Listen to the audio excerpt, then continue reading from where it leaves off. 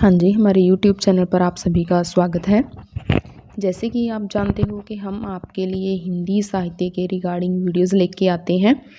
जैसे कि अभी-अभी पीछे मास्टर कैडर की वैकेंसीज़ आई थी, या अभी जो नवोदय विद्यालय की वैकेंसीज़ आई हुई हैं लेक्चरर और टीजीटी मतलब और पीजीटी की, ठीक है। तो हम इन एग्ज़ाम्स को, टीचिंग एग्ज़ाम्स को लक्ष्य में रखते हुए ये वीडियोज़ बनाते हैं, ठीक है। तो कुछ टाइम के लिए हमारी ये वीडियोस हमने रुक गई थी, ठीक है, हमने नहीं प्रॉपरली लेके आ पाई। सो उसके भी कुछ रीज़न थे। सो उसके लिए मैं माफ़ी चाहती हूँ, और अब हम कोशिश करें कंटिन्यू आपके लिए वीडियोस रखी जाए। तो ये हम अब जैसे पहले हमने रीतिकाल का चल रहा था हमारा, तो रीतिकाल की विशेषताएं की थी, मतलब रीतिबद्ध और रीति सिद्ध की दोनों की ही मिक्स आ जाती हैं उसमें विशेषताएं।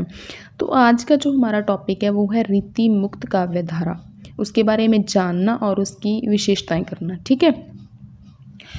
तो इसके बाद देखो एक वीडियोस आपके लिए बुक्स के लिए लेके आएंगे कि जैसे अभी अभी कह रहे हैं, अभी कल ही यूनियन की मीटिंग हुई है शिक्षा मंत्री से, तो वो बोल रहे हैं कि नई मास्टर कैडर की वैकेंसीज आएंगी और जल्द ही आने वाली हैं, मतलब 2022 में ही आएंगी। हो सकता है पेपर 2023 में चला जाए, बट जो वैकेंसीज हैं वो 2022 में ही आएंगी। तो उसके लिए आपको रेडी रहना है तो आप हमारे चैनल को सब्सक्राइब कर लें। अगर आप अच्छी तैयारी करना चाहते हैं, आपको स्पेशली बुक्स के लिए भी एक वीडियो लेके आएंगे कि आप अपनी कौन कौन सी बुक्स पढ़ सकते हो और कैसे अपने नोट्स तैयार कर सकते हो, कैसे अपना जो स्टडी के लिए अपना एक टाइम मैनेजमेंट है वो कर सकते हो, ठीक है। उसके लिए हम आपको प्रॉपरली गाइड ज़रूर करेंगे, पर अभी कुछ टाइम इसके लिए लगेगा। और अगर आप इंटरेस्टेड हैं तो ये वीडियोस बनाएंगे।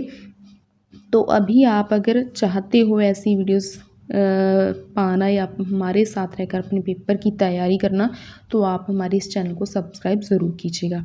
और प्लेलिस्ट में अभी इससे पहले हमने 27 वीडियोस बना चुके हैं, तो वो अगर हम पहले की वीडियोस, कई बार नए कैंडिडेट जो जुड़ते हैं वो सोचते हैं कि पहले की वीडियोस कहाँ पे हैं, तो पहले की वीडियोस आप हमारी इस चैनल की प्लेलिस्ट में वीडियोस में देख सकते हो। तो आपको पुरानी जो 27 वीडियोस हैं वो भी आपको मिल जाएंगी, ठीक है। चलो शुरू करते हैं आज की वीडियो। आज का टॉपिक हमारा क्या है? आज का टॉपिक हमारा मैंने पहले ही बता दिया, रीति मुक्त काव्य धारा, ठीक है। तो ये मैं आपको एक पीडीएफ के माध्यम से करवाती हूँ। मेरा मतलब एक जो पहले का पैटर्न है कि पीडीएफ के माध्यम से करवाना, ठीक है। और ये जो मैं पीडीएफ के माध्यम से आपको करवा रही हूँ, तो इसमें मैं मेन आपको अंडरलाइन करके देती हूँ या मेन आपको बता देती हूँ बोलकर, ठीक है। तो आप उसको भी करते हो, उतना भी निकाल कर अपने नोट्स भी रेडी करते हो, तो आप मैं गारंटी लेती हूँ कि आप अच्छे स्कोर करोगे मास्टर कैडर में, ठीक है। तो अभी शुरू कर रहे हैं हमारी वीडियो को। देखिए, रीति मुक्त काव्यधारा क्या होती है। रीति मुक्त कवि मैंने पहले भी बता दिया था, जब मैंने शुरू किया था रीतिकाल को 3 भागों में बांटा था, उस टाइम में मैंने बता दिया कि रीति मुक्त काव्यधारा होती क्या है, ठीक है। अभी भी बता रहे हैं कि रीति मुक्त जो काव्यधारा है, ऐसी काव्यधारा जिसमें क्या होता है कि रीति के बंधन को स्वीकार न करने वाले जो कवि होते हैं उसको हम क्या कहते हैं, रीति मुक्त काव्यधारा, ठीक है। तो इसमें क्या होता है कि जैसे हम इसमें जो रीति मुक्त काव्यधारा है, ये अपने ही जो काव्य है, अपने काव्य को, जो इसमें क्या होता है कि इसमें हृदय की स्वतंत्र वृत्तियों को काव्य का विषय बनाया जाता है।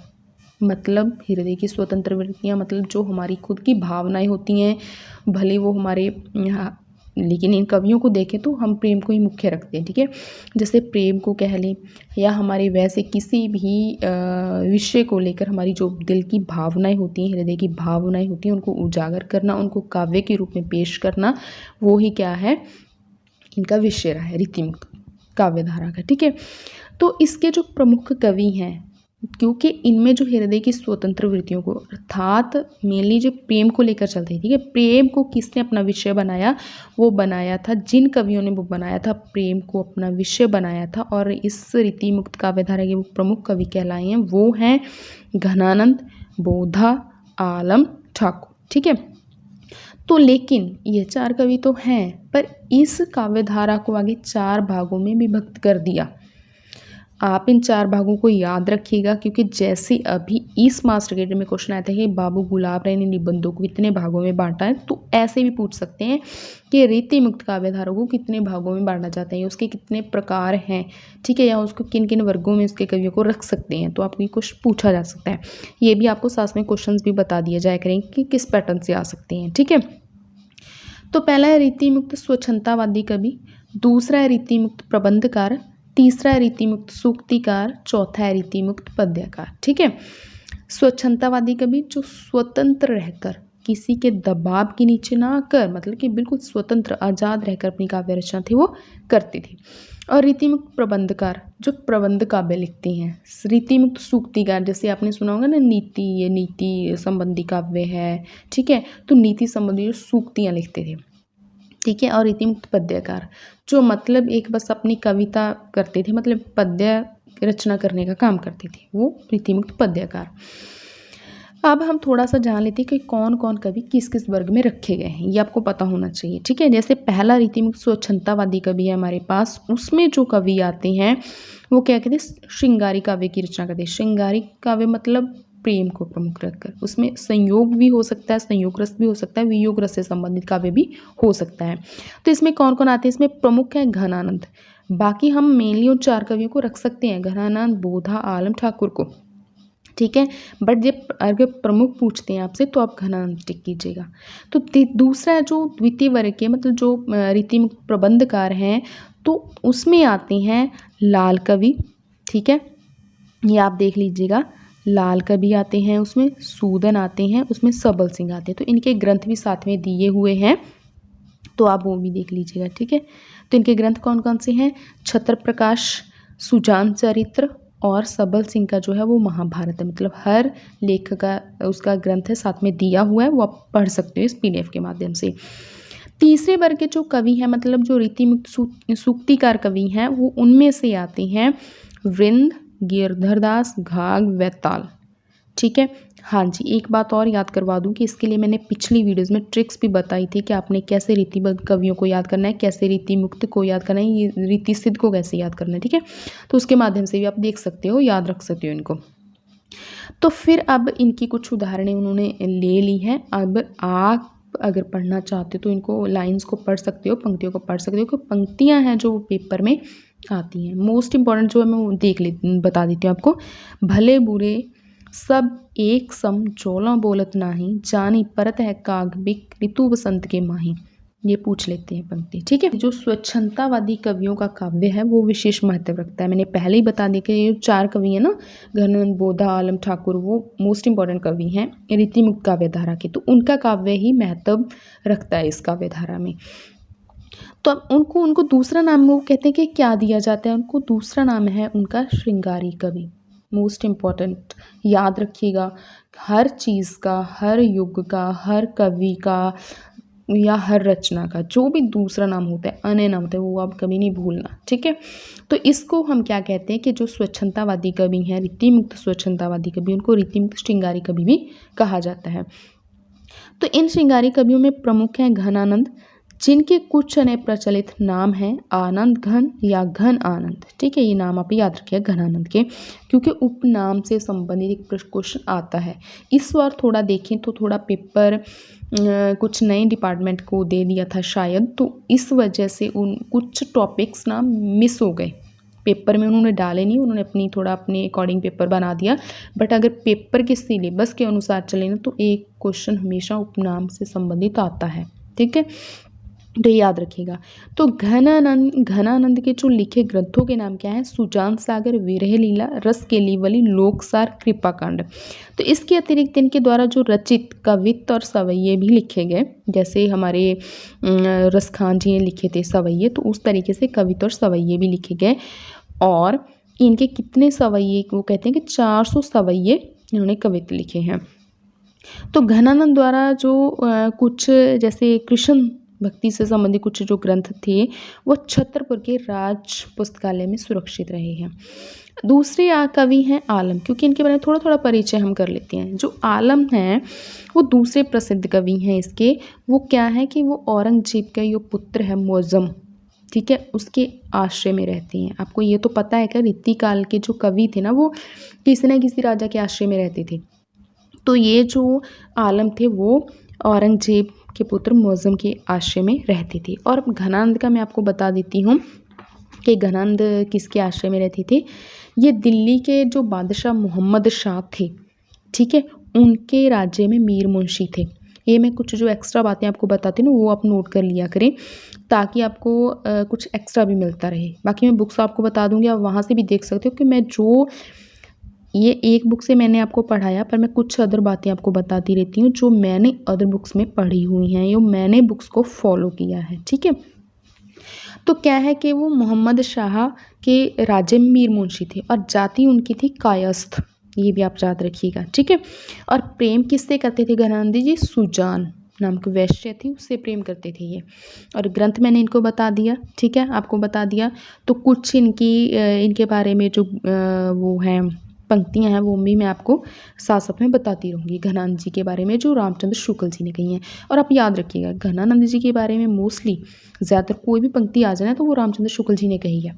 उनकी भाषा की तारीफ़ की है या उनके प्रेम की तारीफ़ की है, उनके भीरे के बारे में लिखा है, तो वो सब किसने लिखा है? रामचंद्र शुक्ल जी ने। आपने कुछ और नहीं देखना। अगर घनानंद के बारे में पूछ लिया कि ये पंक्ति किसने बोले हैं, तो चुपचाप आप रामचंद्र शुक्ल लगा दीजिएगा, ठीक है। तो दूसरे कवि आ गया ना कि आलम है वो मुअज़्ज़म के आश्रित कवि थे, तो उन्होंने मुक्तक शैली में आलम के लिए जो नामक ग्रंथ था वो लिखा था। आलम कवि हैं और आलम के लिए उनका ग्रंथ है। तीसरे हैं बोधा। बोधा कहते हैं कि बोधा ने 2 ग्रंथ लिखे हैं, वीरे वारिश और इश्कनामा, ठीक है। तो ये जो थे, जो वीरे वारिश थी, इसमें ना इनके अपने वीरे के बारे में, अपने प्रेम के बारे में, ये मैंने पहले ही बता दिया कि उन्होंने अपने प्रेम को ही लिया है। वो हम जैसे विशेषताएं करेंगे तब आपको और भी क्लियर हो जाएगा, ठीक है। अब वीरे वारिश जो है वो मादमानल काम कंदला, ये सूफ़ी जब हमने काव्य किया था उस टाइम ये ग्रंथ हमने किया था, इसके बारे में जाना था। तो मादमानल काम कंदला की प्रसिद्ध प्रेम कथा पर ये आधारित प्रबंध काव्य है। और ऐसे ही दूसरा जो इश्कनामा है वो क्या है? वो प्रेम पर लिखे गए मुक्तक छंदों का संग्रह है। और बोधा किससे प्रेम करते थे? बोधा सुभान नाम की जो वैश्य थी उससे प्रेम करते थे। और आलम जो है वो सुजान से प्रेम करते थे, ठीक है। मतलब आलम जो है वो किससे प्रेम करते थे? आलम शेख नाम का एक रंगरेजिन थी, उससे प्रेम करते थे। और जो बोधा है वो सुभान से प्रेम करते थे, ठीक है। और इसके बाद आते ठाकुर। ठाकुर जी ये बुंदेलखंडी ठाकुर थे, आप इतना भी याद कर लें तो भी ठीक है, ठीक है, कि बुंदेलखंडी ठाकुर थे। जाति इनकी कायस्थ थी। 2 ग्रंथ हैं इनके, ठाकुर ठस्क और ठाकुर शतक, ठीक है। तो ये आप याद कर लीजिएगा, मेन जो मैंने इनके बारे में आपको बता दिया। आगे चलते हैं, आगे हम इनकी कहते हैं विशेषताएं, क्योंकि जैसे विशेषताएं करेंगे तो आपको और इन कवियों के बारे में और बहुत कुछ जानने को मिलेगा, तो वो भी आप कर सकते हो।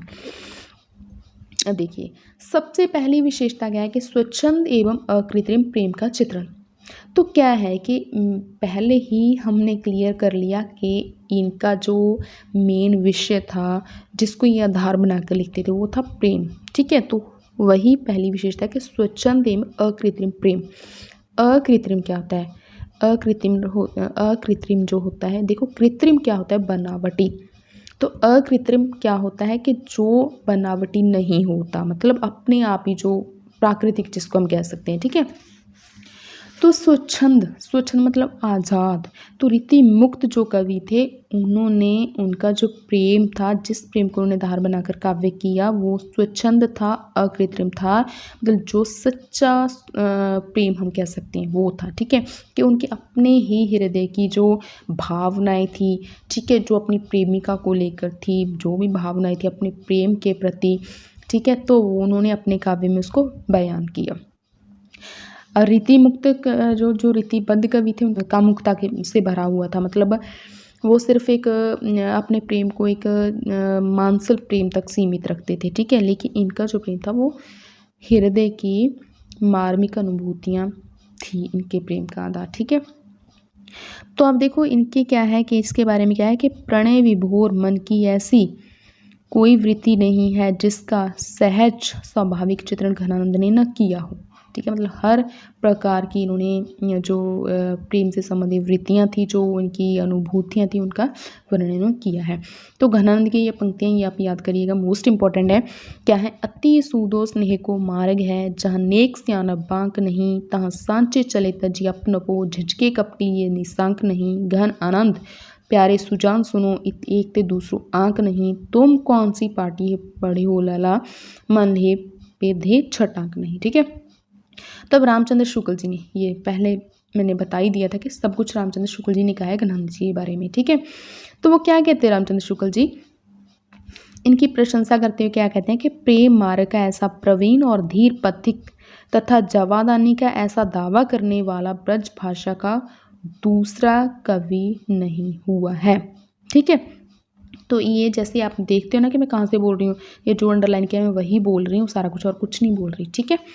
एक होता है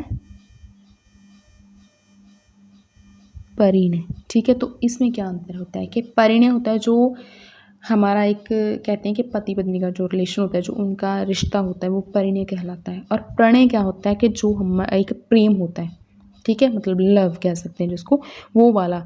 तो वो क्या है, ये क्या है कि ये हम क्या कर सकते हैं, इसको समझ सकते हैं, ऐसे इनके में फ़र्क समझ सकते हैं, ये मैं आपको बता रही थी।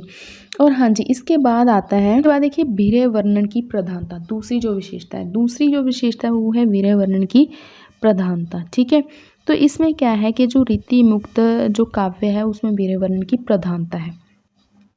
वो विरह क्या है, उनकी ही हृदय की जो भावनाएं हैं उनसे जुड़ा हुआ है, उनके प्रेम से जुड़ा हुआ है। तो अब शुक्ल जी के अनुसार, शुक्ल जी, फिर मैंने बता दिया कि घनानंद जी के बारे में शुक्ल जी कहते थे सब कुछ। ठीक है। तो शुक्ल जी क्या कहते हैं कि घनानंद ने न तो बिहारी की तरह ताप को बाहरी पैमाने से मापा है और न बाहरी उछल कूद दिखाई है। जो कुछ हलचल है वो भीतर की है, बाहर से ही है, वियोग प्रशांत और गंभीर है। ठीक है। ये किसने कहा है? शुक्ल जी ने कहा है। किसके बारे में कहा है? घनानंद जी के बारे में।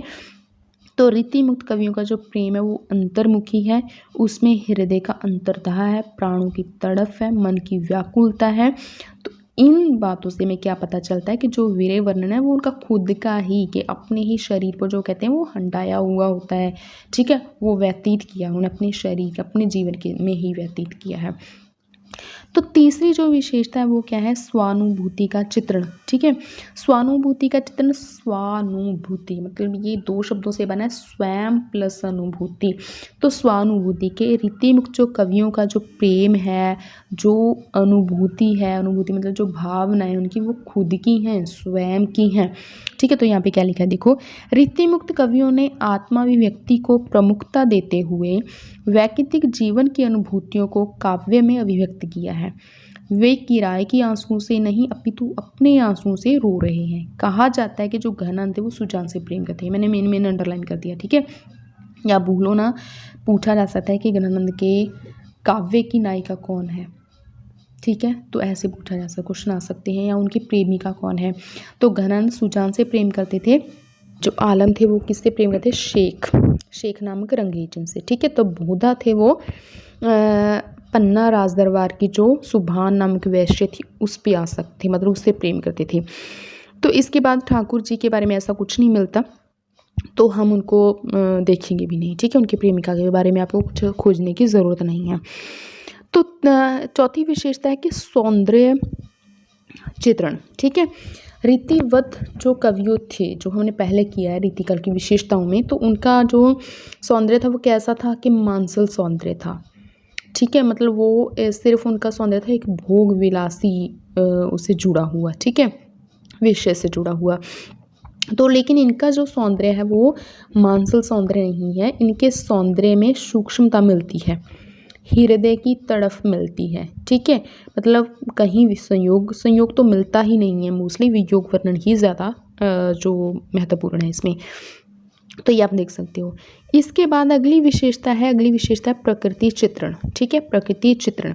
तो रीति मुक्त कवियों ने अपने प्रेम का जो चित्रण किया ना वो प्रकृति के माध्यम से किया। क्यों? क्योंकि इन्होंने कुछ प्रतीक लिए हैं। या जैसे पवन है, इन्होंने बता दिया कि पवन है, पवन को इन्होंने दूत बनाया, मतलब अपने प्रेम का, अपने विरह का एक हिस्सा बना लिया प्रकृति के अंगों को। ठीक है। तो हवा को दूती बना दिया। तो जैसे कोयल थी, तो वो कोयल क्या कहे, मतलब जब कूकती है तो जो कवि हैं उनको क्या लगता है कि मेरी जो विरह की आग है उसको और भड़का रही है ये। तो इस तरीके से मतलब उनको अपने विषय का आधार बना लिया, अपने विषय काव्य का विषय बना लिया प्रकृति को। तो जैसे लाइन्स हैं, ये इंपॉर्टेंट लाइन्स हैं क्योंकि अनुप्रास अलंकार में मोस्टली आती है ये लाइन। काली कूर कोकिला कहाँ का बैर काढ़ती री, कूक अभई करे जो किन कोरी ले, पैडे परे पापिये कलापी निसी धोंसियों ही चातक रे घातक हवै तूहू कान फोरी ले। ठीक है, तो ये पंक्ति आप देख लेना। और इसके बाद लाक्षणिक भाषा का प्रयोग। लाक्षणिक भाषा लक्षणों पे आधारित। ठीक है, तो रीतिमुक्त कवियों ने लाक्षणिक भाषा का जैसा प्रयोग किया है वैसा अंतर दिखाई नहीं पड़ता। आचार्य रामचंद्र शुक्ल ने गहनानंद की भाषा की प्रशंसा करते हुए लिखा है कि इनकी सी विशुद्ध सरस और शक्तिशाली ब्रज भाषा लिखने में और कोई कवि समर्थ नहीं हुआ। तो ये बात भी रामचंद्र शुक्ल जी ने कही है। और दूसरी बात उन्होंने क्या की है कि भाषा के लक्षक और व्यंजक बल की सीमा कहाँ तक है, इसकी पूरी परख इन्हीं को थी। भाषा पर जैसा अचूक अधिकार इनका था वैसा और किसी कवि का नहीं है। इन पॉइंट्स को अलग अलग बना के वो लिख सकते हैं आपको पेपर में, छोटी छोटी मतलब लाइन्स को तोड़कर। ठीक है, और इकट्ठा भी लिख सकते हैं। तो ये सारा मतलब उन्होंने एक ही अपने पैराग्राफ में लिखा है शुक्ल जी ने। तो फिर वो कहते हैं कि इन कवियों ने साफ सुथरी ब्रज भाषा में काव्य रचना की है। तो इनकी भाषा में सरसता कोमलता के साथ साथ नवीनता भी है रीतिमुक्त कवियों की भाषा में।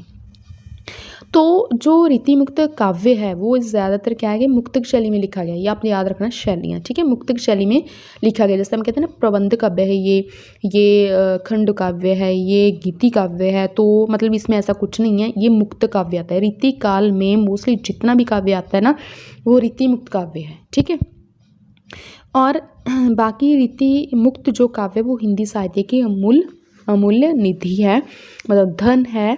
तो आप इसके बारे में मैंने आपको देखो रीति मुक्त जो काव्यधारा के कवियों के बारे में हमने किया तो थोड़ा थोड़ा जो, और हमने इनकी विशेषताओं के बारे में किया।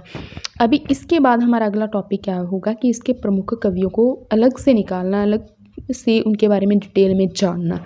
क्योंकि जो मास्टर कैडर का सिलेबस है या जो अदर सिलेबस होता है NVS KVS का, कुछ ऐसे स्पेशली कवि लिए होते हैं, कुछ ऐसे स्पेशली लेखक लिए होते हैं जिनके बारे में हम लोग डिटेल में जानें तो कहीं से भी कोई क्वेश्चन आ सकता है पेपर में। ठीक है, तो वो भी हम करेंगे, वो नेक्स्ट वीडियो के माध्यम से आप तक लेके आएंगे। तो आपको वीडियो अच्छी लगे तो वीडियो को लाइक कमेंट शेयर ज़रूर कीजिएगा और चैनल को सब्सक्राइब भी कीजिएगा।